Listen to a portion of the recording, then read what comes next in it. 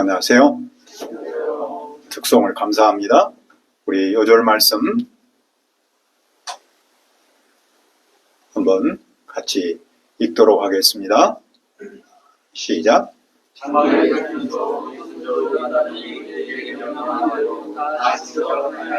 은혜로우신 아버지 하나님, 이 시간 예배하기 위해서 이 자리에 왔습니다. 성령 하나님께서 우리와 함께해 주옵소서. 성령님께서 이 예배를 인도하시고 또 주관하시고 축복하여 주옵소서.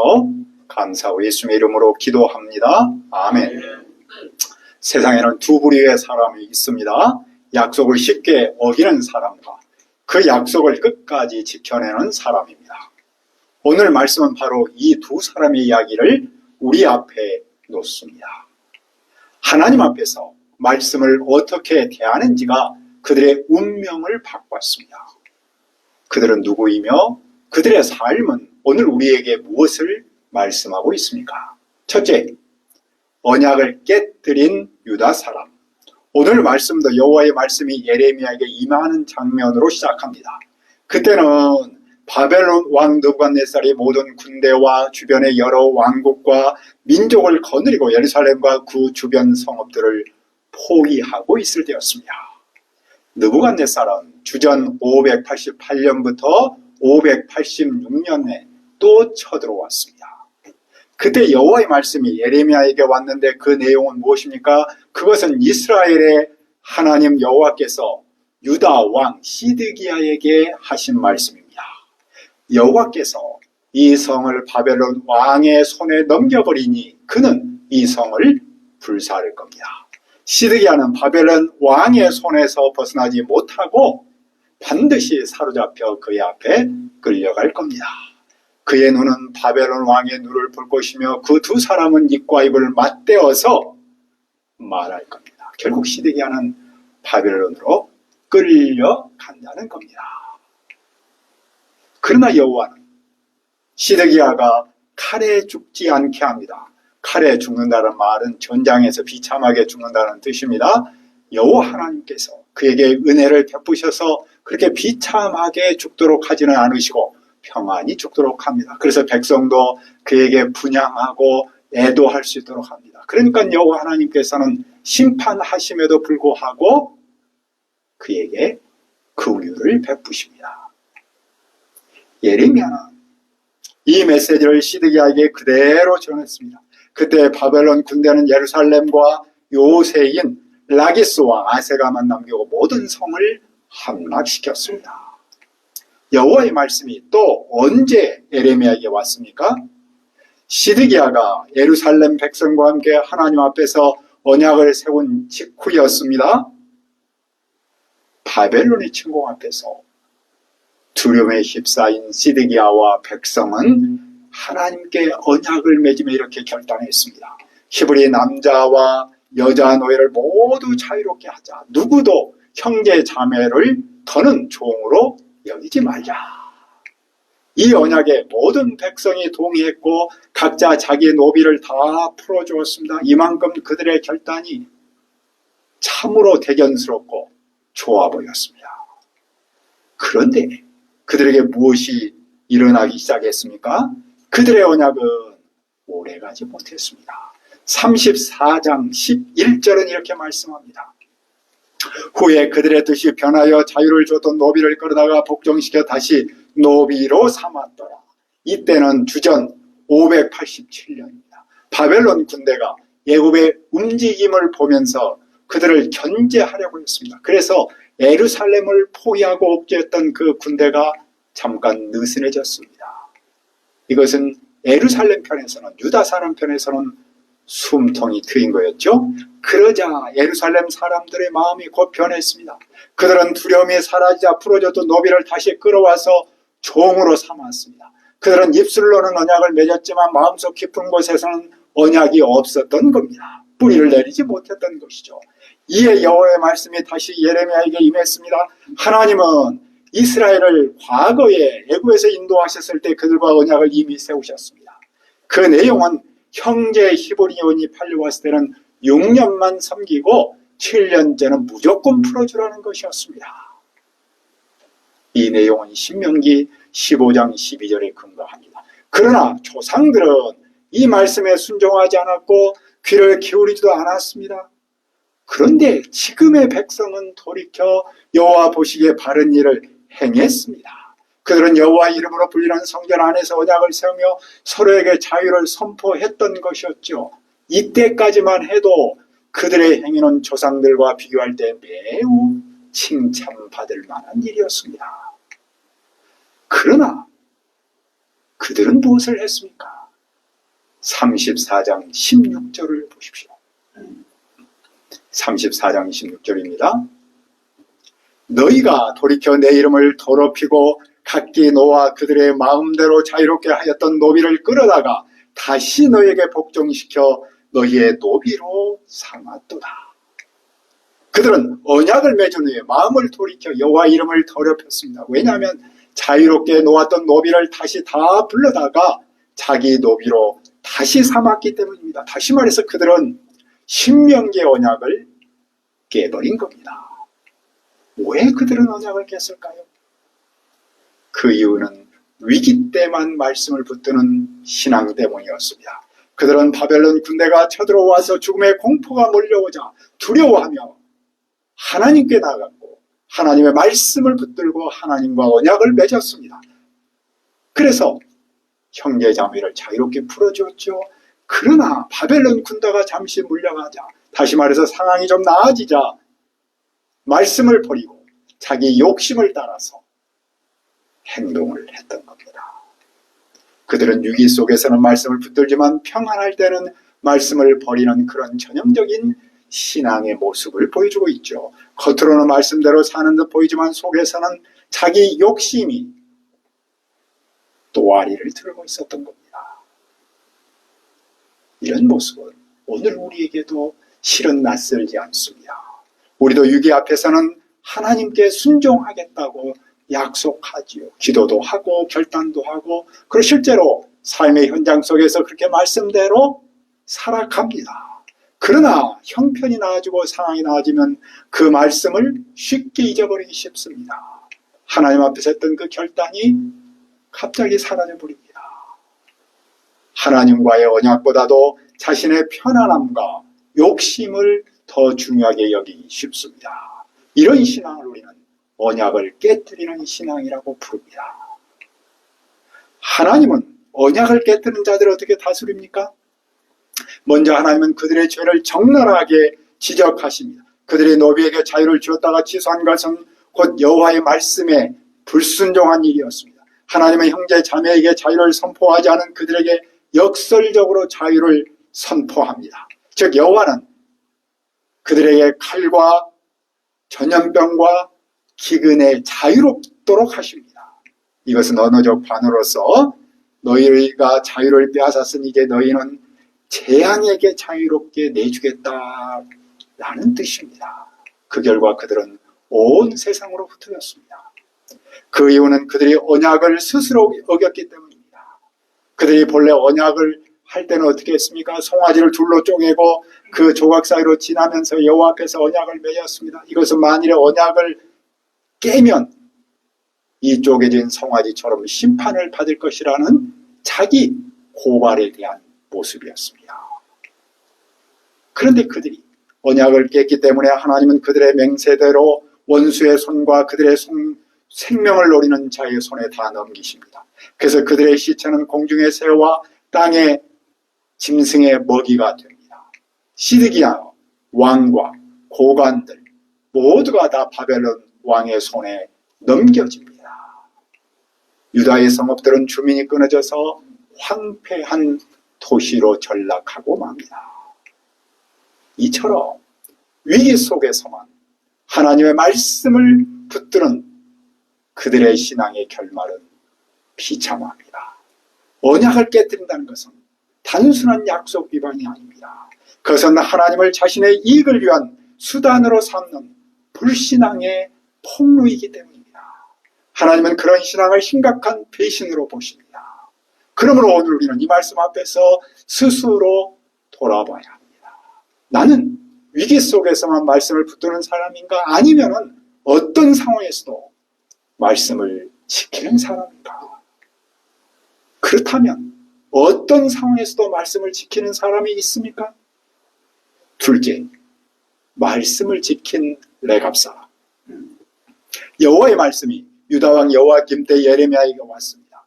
역사적으로는 여호와김은 앞서 나온 시드기야보다 훨씬 앞선 왕이었죠. 성경은 연대의 순서보다 신앙의 주제를 연결해서 우리에게 보여주고 있습니다. 그때 하나님은 예레미야에게 무엇을 말씀하셨습니까? 자, 35장 2절을 보십시오. 너는 레갑 사람들의 집에 가서 그들에게 말하고 그들을 여호와의 집 한 방으로 데려다가 포도주를 마시게 하라 하시니라. 레갑은 북이스라엘 왕 예후의 개혁을 도왔던 요나답의 아버지입니다. 요나답은 예후와 함께 바알 숭배를 철저히 제거했던 경건한 개혁자였습니다. 레갑 사람들은 바로 이 요나답의 후손으로 바알 숭배가 만연한 그런 우상의 세대 속에서도 하나님의 말씀 앞에서 자신을 구별된 삶을 사는 신앙의 공동체를 일컫습니다. 예레미야는 하나님의 말씀대로 그들을 여호와의 집 한 방으로 데려갔습니다. 그리고 포도주가 가득한 잔을 그들 앞에 놓고 마시라고 권했습니다. 그것은 단순한 권유가 아니라 그들의 신앙과 순종을 시험하는 자리였습니다. 예레미야는 마시기 아주 좋은 환경을 마련하고 그들을 시험했던 것이죠. 그러나 그들의 반응은 무엇이었습니까? 35장 6절을 읽어볼까요? 35장 6절 시작. 그들이 이르되 우리는 포도주를 마시지 아니하겠노라. 레갑의 아들 우리 손조 요나답이 우리에게 명령하여 이르기를 너희와 너희 자손은 영원히 포도주를 마시지 말며 그들은 단호하게 말합니다. 우리는 마시지 않겠습니다. 그 이유는 그 조상 요나답이 마시지 말라고 했기 때문입니다. 그들은 조상의 말을 지키기 위해서 포도주를 마시지 않습니다. 그런데 그들은 그 조상의 말을 단순한 가문의 전통이 아니라 하나님의 말씀으로 믿었기 때문입니다. 그들은 요나답의 말을 단순한 금욕이 아니라 타락한 세상에서 하나님 앞에서 구별된 삶을 사는 신앙 공동체로서의 삶의 자세로 믿었기 때문입니다. 그들의 말씀에 대한 순종은 포도주를 마시지 않는 데만 머물지 않았습니다. 그들은 집도 짓지 않고 씨를 뿌리지도 않고 포도밭을 소유하지 않으며 평생 장막에서 살았습니다. 이것은 세상의 문명과 안락함을 거부하고 하나님의 말씀대로 살겠다는 믿음의 고백이었습니다. 그래서 그들은 지금까지의 조상의 명령을 세대에 걸쳐 지켜왔습니다. 그뿐만 아니라 그들의 순종은 가족 전체로까지 이어졌습니다. 그들은 아버지와 남자만 그런 것이 아니라 아내도 또한 아들, 딸까지 말씀에 순종했습니다. 그들은 그 삶을 어떻게 강조합니까? 35장 10절에서 이렇게 표현하고 있습니다. 35장 10절을 다시 한번 읽읍시다. 시작. 장막에 살면서 우리 선조 요나답이 우리에게 명령한 대로 다 지켜 행하였노라. 그들은 조상의 명령을 다 지켜 행하였다고 고백했습니다. 이 고백은 단순한 율법적 고집이 아닙니다. 그것은 하나님 앞에서 믿음의 고백입니다. 그들은 세상의 흐름 속에서도 신앙의 본질과 정체성을 잃지 않았음을 단호하게 고백하고 있습니다. 물론 지금 그들이 예루살렘 안에 머무는 것은 예외적 상황 때문이었습니다. 바벨론 군대가 온 유다를 다 점령해버렸습니다. 그들은 생명의 위기에 처했습니다. 그래서 그들은 잠깐 동안 예루살렘 성 안으로 피신해서 살고 있습니다. 그러나 이것은 신앙의 타협이 아니었습니다. 그들의 거처는 바뀌었지만 믿음의 중심은 변하지 않았기 때문입니다. 그들은 여전히 포도주를 마시지 않았고 세속적 안락을 추구하지 않았습니다. 그들은 이곳에서 말씀을 여전히 신실하게 지켰습니다. 따라서 그들의 예루살렘 피신은 타협이 아니라 오히려 말씀을 끝까지 지켜낸 순종의 연장선이었다고 할 수 있습니다. 그러므로 신앙의 본질은 장소가 아니라 말씀을 다 지켜 행함에 있습니다. 그렇다면 우리가 다 지켜 행하였다라고 고백한 이 레갑의 사람들을 통해서 배울 점은 무엇입니까? 그것은 위기 속에서도 흔들리지 않는 순종입니다. 그들은 삶의 어려움 속에서도 선조의 명령을 신앙의 약속으로 붙들었습니다. 그들에게 말씀에 대한 순종은 선택이 아니라 믿음의 결과였습니다. 그들은 세상의 풍조보다 말씀을 더 신뢰했습니다. 말씀이 순종을 낳았고 그 순종이 그들의 삶을 지탱했습니다. 그들은 위기 속에서도 본질을 지킨 참된 신앙의 모범이었습니다. 오늘 우리는 종종 이렇게 말하기 쉽습니다. 이 정도는 괜찮지 않을까? 하지만 레갑 자손은 그렇게 말하지 않았습니다. 그들은 하나님의 조상을 통해 주신 말씀은 어떤 상황에서도 변함없이 지켜야 한다.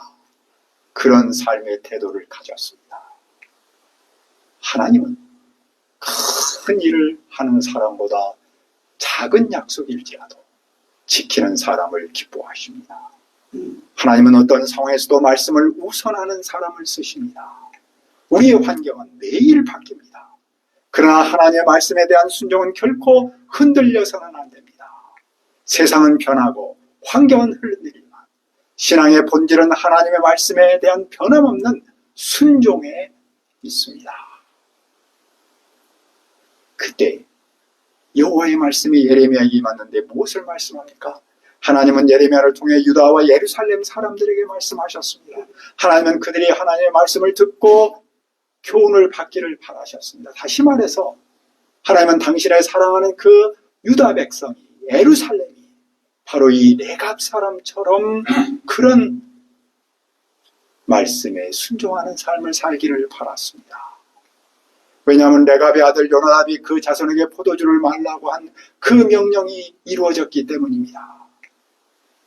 레갑 사람은 조상의 말을 세대에 걸쳐 순종했습니다. 하지만 예루살렘 백성은 하나님의 말씀을 반복해서 들었음에도 순종하지 않았습니다. 인간의 말에는 순종하면서 하나님의 말씀에는 불순종한 모순이 드러납니다. 여호와는 유다에게 선자를 거듭거듭 보내며 말했습니다. 너희는 나쁜 길로 돌아서라. 행동을 바꾸라. 다른 신을 따르지 말아라.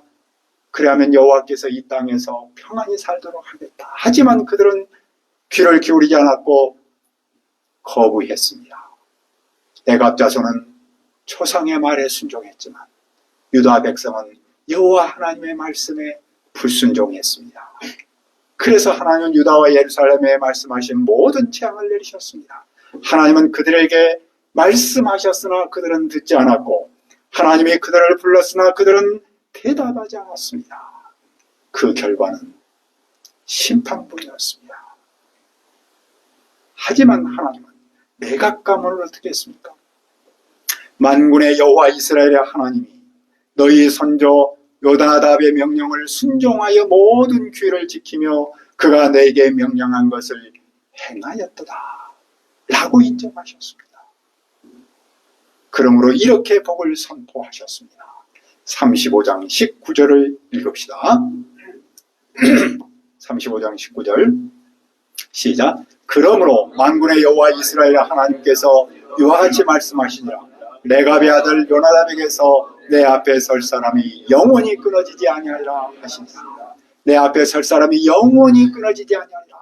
이 말은 단순히 그 후손이 계속해서 산다는 그런 말은 아닙니다. 그것은 하나님 앞에서 섬기는 사람, 하나님 임재 앞에서 서 있는 사람의 계보가 영원할 것이다라는 얘기입니다. 하나님은 레갑의 후손 중에서 그분의 말씀을 지키면서 세상에서 물들지 않는 구별된 공동체로 살아갈 수 있는 사람들을 영원히 보호하신다는 뜻입니다. 하나님은 순종하는 사람의 가문을 지키시고 그 순종을 세대에 걸쳐서 이어가도록 복을 주십니다. 불과 몇 년 후 예루살렘 성전은 무너졌습니다. 왕도 제사장도 제도도 사라져버렸습니다. 그러나 오직 레갑 자손의 순종은 무너지지 않았습니다. 오늘까지 이어지고 있습니다. 하나님은 건물보다 말씀에 순종하는 한 사람을 귀하게 여기십니다. 하나님은 혈통이나 제부도보다 믿음의 순종을 기뻐하십니다. 그리고 그 순종은 세대를 넘어서 계속해서 이어집니다. 시대가 변하고 제도가 무너져도 하나님은 순종하는 그 한 사람을 통해서 당신의 만민 구속의 사역을 이루어 가십니다. 따라서 하나님 앞에선 한 사람의 순종이 가문을 세우고 교회를 세우고 세상을 새롭게 합니다. 오늘 우리는 두 사람을 만났습니다. 한 사람은 언약을 깬 유다 사람이고 다른 한 사람은 말씀을 지킨 레갑 사람입니다. 유다는 상황에 따라 믿음이 흔들렸지만 레갑은 세상이 변해도 말씀을 지켰습니다. 오늘도 하나님은 바로 이 레갑의 후손을 찾으십니다. 환경이 아니라 말씀을 따르는 사람, 시대가 아니라 말씀에 순종하는 사람입니다. 우리가 레갑 사람의 후손처럼 말씀을 지켜서 캠퍼스와 이웃에게 새로운 생명의 사역을 이루는 데 쓰임받기를 기도합니다. 은혜로우신 아버지 하나님, 언약을 깬 유다 사람, 말씀은 지킨 레갑 사람을 배웁니다. 오늘도 하나님은 레갑의 후손을 찾으신 줄 믿습니다. 우리가 레갑의 사람의 후손처럼 말씀을 지켜서 캠퍼스와 세상을 지키는 일에 쓰임받도록 인도하여 주옵소서. 예수님의 이름으로 기도합니다. 아멘.